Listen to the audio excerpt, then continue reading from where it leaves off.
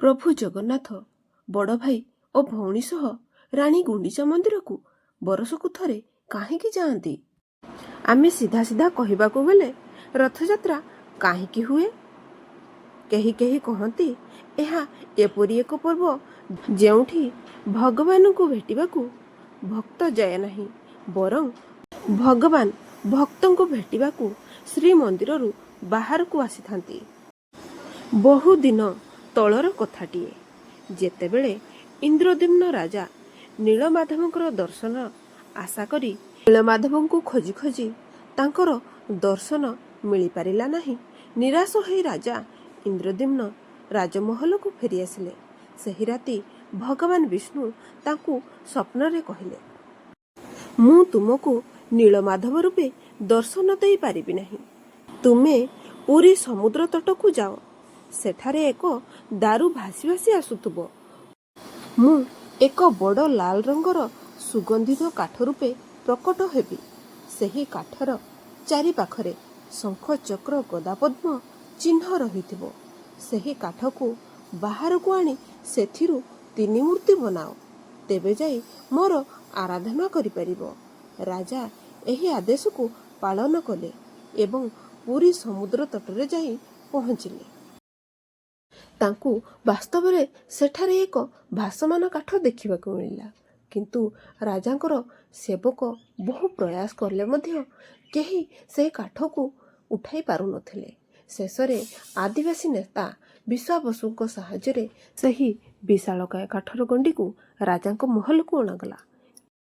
କିନ୍ତୁ କେହି କୁଶଳୀ କାରିଗର ନୀଳମାଧବଙ୍କ ମୂର୍ତ୍ତିକୁ ସେ କାଠରେ ବନାଇବା ପାଇଁ ଅସମର୍ଥ ହେଲେ। କାରିଗର କହିଲେ, ହେ ରାଜା, ଏ କାଠ ଏତେ ଶକ୍ତ ଯେ ଆମର ହାତୁଡ଼ି ଛେନି କୌଣସି କାମ କରୁନାହିଁ। ଆମକୁ କ୍ଷମା କର। ଯେତେବେଳେ ଏହି କାର୍ଯ୍ୟ ଅସମ୍ଭବ ହୋଇଗଲା ତ ଭଗବାନ ବିଷ୍ଣୁ ପୁଣି ରାଜା ଇନ୍ଦ୍ରଦ୍ୟୁମ୍ନଙ୍କ ସ୍ୱପ୍ନରେ ପ୍ରକଟ ହେଲେ। କହିଲେ, ରାଜନ, ଦେବତାଙ୍କର ଦିବ୍ୟ ଶିଳ୍ପୀ ବିଶ୍ୱକର୍ମାଙ୍କୁ ଆରାଧନା କରନ୍ତୁ। ସେ ଏହି କାର୍ଯ୍ୟ ଅବଶ୍ୟ ପୂରା କରିପାରିବେ। ଭଗବାନ ବିଷ୍ଣୁଙ୍କର ସ୍ୱପ୍ନାଦେଶ ପରେ ରାଜା ଇନ୍ଦ୍ରଦ୍ୟୁମ୍ନ ମୂର୍ତ୍ତିକାର ବିଶ୍ୱକର୍ମାଙ୍କୁ ପ୍ରାର୍ଥନା କଲେ। ବୁଢ଼ା ବଢ଼େଇ ରୂପରେ ବିଶ୍ୱକର୍ମା ପ୍ରକଟ ହେଲେ। ସେ ଇନ୍ଦ୍ରଦ୍ୟୁମ୍ନଙ୍କୁ କହିଲେ, ହେ ରାଜା, ମୁଁ ଶୁଣିଛି ଆପଣ ଏକ ମୂର୍ତ୍ତି ବନାଇବାକୁ ଚେଷ୍ଟା କରୁଛନ୍ତି। ରାଜା କହିଲେ, ହଁ, ଆପଣ ଏହି କାର୍ଯ୍ୟ କରିବାରେ କ'ଣ ସକ୍ଷମ ଅଟନ୍ତି? ମୁଁ ସେହି କାଠ ଦ୍ୱାରା ମୂର୍ତ୍ତି ସୁନିଶ୍ଚିତ ତିଆରି କରିବି, କିନ୍ତୁ ମୋର କିଛି ସର୍ତ୍ତ ଆପଣଙ୍କୁ ମାନିବାକୁ ପଡ଼ିବ। ରାଜା କହିଲେ, ହେ ଶିଳ୍ପୀ, କୃପା କରି କହନ୍ତୁ, ଆପଣଙ୍କର କ'ଣ ସର୍ତ୍ତ ରହିଛି? ବୁଢ଼ା ଶିଳ୍ପୀ କହିଲେ, ମୁଁ 21 ଦିନ ପର୍ଯ୍ୟନ୍ତ ଏକ ବନ୍ଦ କୋଠରୀରେ ଭଗବାନଙ୍କର ମୂର୍ତ୍ତି ବନାଇବି, ଆଉ ଏହି ପ୍ରକ୍ରିୟା ସମୟରେ ମୋତେ ଏକୁଟିଆ ରହିବାକୁ ହେବ। ଯଦି 21 ଦିନ ପୂର୍ବରୁ କିଏ ବନ୍ଦ କୋଠରୀ ଖୋଲିଦିଏ, ମୁଁ ମୂର୍ତ୍ତିମାନଙ୍କୁ ସେହି ଅବସ୍ଥାରେ ଛାଡ଼ି ଚାଲିଯିବି। କ'ଣ ଆପଣ ସେହି ସର୍ତ୍ତରେ ସହମତ ଅଟନ୍ତି? ରାଜା କହିଲେ, ହଁ, ମୁଁ ଆପଣଙ୍କ ସବୁ ସର୍ତ୍ତ ସ୍ୱୀକାର କରୁଛି। କୃପା କରି କାର୍ଯ୍ୟକୁ ଆଗକୁ ବଢ଼ାନ୍ତୁ। ବୁଢ଼ା କାରିଗର ରୂପରେ ଆସିଥିବା ବିଶ୍ୱକର୍ମା କବାଟ ବନ୍ଦ କରି ନିଜ କାର୍ଯ୍ୟ ଆରମ୍ଭ କରିଦେଲେ। ଲୋକମାନଙ୍କୁ କେବଳ ହାତୁଡ଼ି ଛେନି କରତ ଆବାଜ ଶୁଣାଗଲା। 15 ଦିନ ପରେ ଯେତେବେଳେ କୌଣସି ଶବ୍ଦ କୋଠରୀରୁ ଆସିବା ବନ୍ଦ ହୋଇଗଲା, ରାଣୀ ଗୁଣ୍ଡିଚା ଚିନ୍ତିତ ହୋଇଗଲେ ଏବଂ ରାଜା ଇନ୍ଦ୍ରଦ୍ୟୁମ୍ନଙ୍କୁ କହିଲେ, ମୁଁ ସେ କୋଠରୀରୁ କୌଣସି ଶବ୍ଦ ଶୁଣିପାରୁନାହିଁ। ପ୍ରାୟ ସେ ବୁଢ଼ା ବଢ଼େଇ ଭୋକରେ ମରିଯାଇଥିବେ। କୌଣସି ଦୁର୍ଘଟଣା ହେବା ପୂର୍ବରୁ ଆମେ କବାଟ ଖୋଲିଦେବା ଦରକାର। କିନ୍ତୁ ରାଣୀ, ସେ ବୁଢ଼ା କାରିଗର ସର୍ତ୍ତ ରଖିଥିଲେ କି 21 ଦିନ ପୂର୍ବରୁ କବାଟ ନ ଖୋଲିବାକୁ। କିନ୍ତୁ ମହାରାଜ, ଯଦି ସେ ବଢ଼େଇଙ୍କୁ ଭୋକ ଓ ଶୋଷରେ କିଛି ହୋଇଯାଏ ତ ଆମକୁ ମହାପାପ ଲାଗିବ। ଆମକୁ କବାଟ ଖୋଲି ଦେଖିବା ଦରକାର। ରାଣୀ ଗୁଣ୍ଡିଚା କବାଟ ଖୋଲିବାକୁ ଜିଦ୍ କଲେ। ଶେଷରେ କବାଟ ଖୋଲାଗଲା, ଯେଉଁଥିରେ ଜଣାଗଲା କି ବୁଢ଼ା ବଢ଼େଇ ରୂପରେ ଭଗବାନ ବିଶ୍ୱକର୍ମା 3 ଅଧାଗଢ଼ା ମୂର୍ତ୍ତିଙ୍କୁ ଛାଡ଼ି ଉଭା ହୋଇଗଲେ। ରାଜା ଇନ୍ଦ୍ରଦ୍ୟୁମ୍ନ ବିଶ୍ୱକର୍ମାଙ୍କର ସର୍ତ୍ତ ଭାଙ୍ଗିଥିବାରୁ ତାଙ୍କୁ ବହୁତ ଦୁଃଖ ହେଲା। ଏଥିପାଇଁ ଭଗବାନ ଜଗନ୍ନାଥଙ୍କର ହାତପାଦ ଅସମ୍ପୂର୍ଣ୍ଣ ରହିଲା। ସାରା ରାତି ରାଜା ଏବଂ ରାଣୀ ଭଗବାନଙ୍କୁ ମାର୍ଗଦର୍ଶନ ପାଇଁ ପ୍ରାର୍ଥନା କରିବାକୁ ଲାଗିଲେ। ନିଜର ପ୍ରିୟ ଭକ୍ତର ଏଭଳି ଦୟନୀୟ ସ୍ଥିତି ଦେଖି ଭଗବାନ ତାଙ୍କ ସମ୍ମୁଖରେ ପ୍ରକଟ ହେଲେ। ପ୍ରିୟ ଇନ୍ଦ୍ରଦ୍ୟୁମ୍ନ, ତମେ ଏତେ ଦୁଃଖିତ କାହିଁକି ହଉଛ? ମୋର ଇଚ୍ଛା ଥିଲା କି ମୋ ପୂଜା ଏହି ରୂପରେ ହେଉ। ମୋତେ ଏବଂ ମୋ ଭାଇ ଭଉଣୀକୁ ଅଧୁରା ଭାବ ନାହିଁ। ମୁଁ ଯେଉଁ ବାସ୍ତୁକାର ନିଯୁକ୍ତ କରିଥିଲି ସେ ସ୍ୱୟଂ ବିଶ୍ୱକର୍ମା ଥିଲେ। ହେ ରାଜା, ମୋ ମୂର୍ତ୍ତି ତୁରନ୍ତ ସ୍ଥାପିତ କର। ମୁଁ ଘୋଷଣା କରିବାକୁ ଆସିଛି, ପୁରୀରେ ଯେଉଁ ମନ୍ଦିର ବନାଇବ ସେ ଦୁନିଆର ପବିତ୍ର ସ୍ଥାନମାନଙ୍କ ମଧ୍ୟରେ ଗୋଟିଏ ହେବ। ଏ ଚାରିଧାମ ଭିତରେ ଏକ ମହତ୍ତ୍ୱପୂର୍ଣ୍ଣ ସ୍ଥାନ ହେବ। ଏହି ମନ୍ଦିରରେ ମୋର ସବୁଠାରୁ ମୂଲ୍ୟବାନ ସମ୍ପତ୍ତି ମୋର ହୃଦୟ ବାସ କରିବ।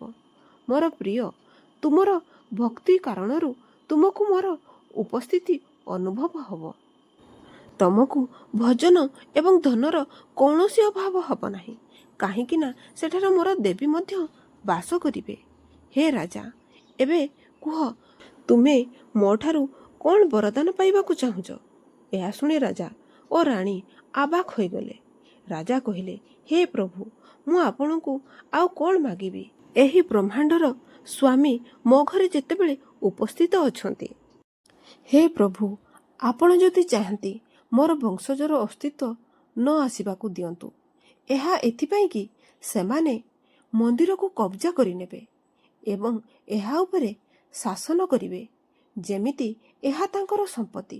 ମୁଁ ଚାହେଁ କି ଆପଣ ସଭିଙ୍କ ଭଗବାନ ବନନ୍ତୁ, କେବଳ ମୋର ପରିବାରର ନୁହେଁ। ଏଥିପାଇଁ ପ୍ରଭୁ, ମୋତେ କୌଣସି ସନ୍ତାନ ପ୍ରାପ୍ତ ନ ହେଉ ଏବଂ ଜଗତର ସମସ୍ତ ପ୍ରାଣୀ ଏହାର ଲାଭ ପାଇପାରନ୍ତୁ। ଏହା ଶୁଣି ରାଣୀ ଗୁଣ୍ଡିଚା ବହୁତ ଦୁଃଖିତ ହେଲେ ଏବଂ ରାଜାଙ୍କ ପ୍ରତି କ୍ରୋଧିତ ହୋଇ କହିଲେ, ଯଦି ଆମର କୌଣସି ସନ୍ତାନ ସନ୍ତତି ହେବେ ନାହିଁ ତ ଭବିଷ୍ୟତରେ ଆମର ପରିବାର କିପରି ରହିବ? ଏହି ଭୂମି ଏବଂ ରାଜ୍ୟ ଶାସନ କରିବା ବାଲା କେହି ନଥିବେ। ରାଜାଙ୍କ ବ୍ୟତୀତ ରାଜ୍ୟ କେମିତି ଚାଲିବ? ଯେତେବେଳେ ଆମେ ବୁଢ଼ା ହୋଇଯିବୁ ଆମର ଦାୟିତ୍ୱ କିଏ ନେବ? ଆମେ କାହାଠାରୁ ସନ୍ତାନ ସୁଖ ପାଇବୁ ଆଉ କାହାକୁ କୋଳରେ ନେଇ ଗେଲ କରିବୁ? ଯେତେବେଳେ ଆମ ଶରୀର ଅସୁସ୍ଥ ହେବ ଆମକୁ ଦେଖିବାକୁ କିଏ ଆସିବେ? ଭଗବାନ ଆଶ୍ୱାସନା ଦେଇ କହିଲେ, ହେ ମା, ମୁଁ ଏବଂ ମୋର ଭାଇ ଭଉଣୀ ଆପଣଙ୍କର ପୁଅ ଏବଂ ଝିଅ ହେବେ। ରାଜାଙ୍କ ମୃତ୍ୟୁ ପରେ ମୁଁ ରାଜ୍ୟର ଶାସନ କରିବି। ରାଜ୍ୟରେ ଅନ୍ନ ଏବଂ ଧନର କୌଣସି ଅଭାବ ରହିବ ନାହିଁ। ଏଠାରେ ରହିବା ବାଲା ଲୋକ ସର୍ବଦା ଆଧ୍ୟାତ୍ମିକ ଆନନ୍ଦ ଏବଂ ଖୁସିରେ ରହିବେ। ମୁଁ ଆପଣଙ୍କର ଏବଂ ରାଜାଙ୍କର ଯତ୍ନ ନେବି। ଆମେ ପ୍ରତିବର୍ଷ 7 ଦିନ ଆପଣଙ୍କୁ ଭେଟିବାକୁ ଆପଣଙ୍କ ଘରକୁ ଆସିବୁ। ହେ ମା, ଆମ ପାଇଁ ସ୍ୱାଦିଷ୍ଟ ଭୋଜନ ପ୍ରସ୍ତୁତ କରି ରଖିବେ ଏବଂ ଆମ ସମସ୍ତଙ୍କୁ କୋଳରେ ନେଇ ଗେଲ କରିବେ ଯେମିତି ମା ନିଜ ପୁଅ ପାଇଁ କରିଥାଏ। ମା, ମୁଁ ଆପଣଙ୍କ ପାଇଁ ଆଉ କିଛି କରିପାରିବି? ଏହା ଶୁଣି ଗୁଣ୍ଡିଚା ଦେବୀଙ୍କ ହୃଦୟ ତରଳିଗଲା। ଭଗବାନ ସ୍ୱୟଂ ତାଙ୍କର ପୁତ୍ର ହେବା ପାଇଁ ନିର୍ଣ୍ଣୟ କରିଛନ୍ତି। ଏଠାରୁ ଅଧିକ କିଏ କ'ଣ ବା ଚାହିଁବ? ଏଥିପାଇଁ ପ୍ରତିବର୍ଷ ରଥଯାତ୍ରା ଆୟୋଜନ କରାଯାଏ। ଭଗବାନ ନିଜ ବଡ଼ ଭାଇ ବଳଭଦ୍ର ଏବଂ ଭଉଣୀ ସୁଭଦ୍ରା ସହ ବହୁ ଖୁସିରେ ଫୁଲ ଏବଂ ଚନ୍ଦନରେ ସଜ ହୋଇ ନିଜ ମାଉସୀ ଗୁଣ୍ଡିଚା ଦେବୀଙ୍କ ପାଖକୁ ଯାଆନ୍ତି। ଦୁନିଆ ସାରା ଲୋକେ ତ୍ରିମୂର୍ତ୍ତିଙ୍କ ଗୋଟିଏ ଝଲକ ପାଇବାକୁ ଏବଂ ରଥ ଦଉଡ଼ି ଟାଣିବାକୁ ରଥଯାତ୍ରା ଦେଖିବାକୁ ଆସନ୍ତି।